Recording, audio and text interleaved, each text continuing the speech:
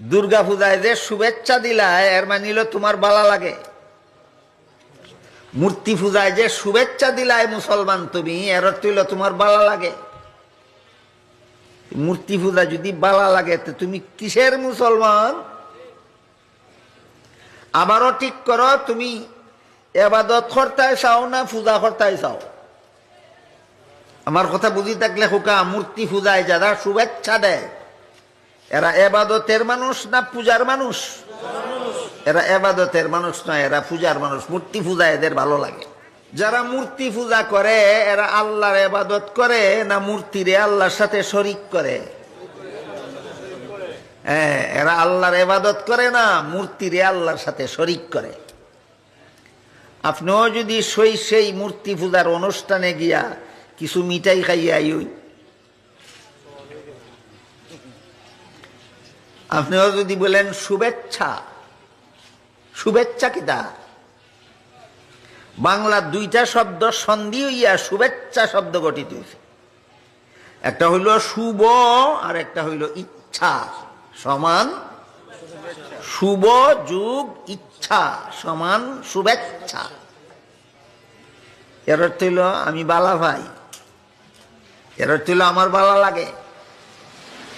শুভেচ্ছা অর্থ আমার ভালো লাগে না খোকা, শুভেচ্ছা অর্থ আমার বালা লাগে।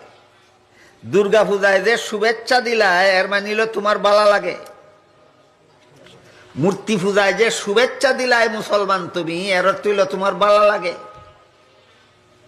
মূর্তি পূজা যদি বালা লাগে তো তুমি কিসের মুসলমান? আবারও ঠিক করো, তুমি এবাদত করতে চাও না পূজা করতে চাও?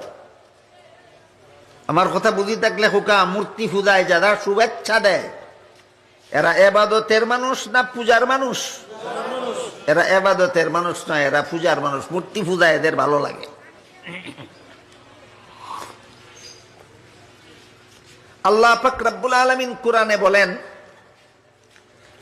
ইন্নাকুম ওয়া মা তা'বুদুনা মিন দুনিহি হাসাবু জাহান্নাম। আল্লাহ ছাড়া অন্য কিছুর পূজা যারা তোমরা করো, যারা পূজা করে এরা হইল পূজারী, আর যেগুলির পূজা করে এগুলি হইল পূজনীয়। বাংলা শব্দ। যে পূজা করে আর যার পূজা করে, এখন বুঝলানি? যে পূজা করে যার পূজা করে। আল্লাহ বলেন দুনো পক্ষ জাহান্নামী। যে পূজা করে হেও জাহান্নামী, যার পূজা করে সেও জাহান্নামী। এমন পূজায়নি মুসলমান শুভেচ্ছা জানাইতে পারে? তাহলে তুমি মুসলমান কেন আর সে পূজারি কেন? ব্যবধান কোথায়?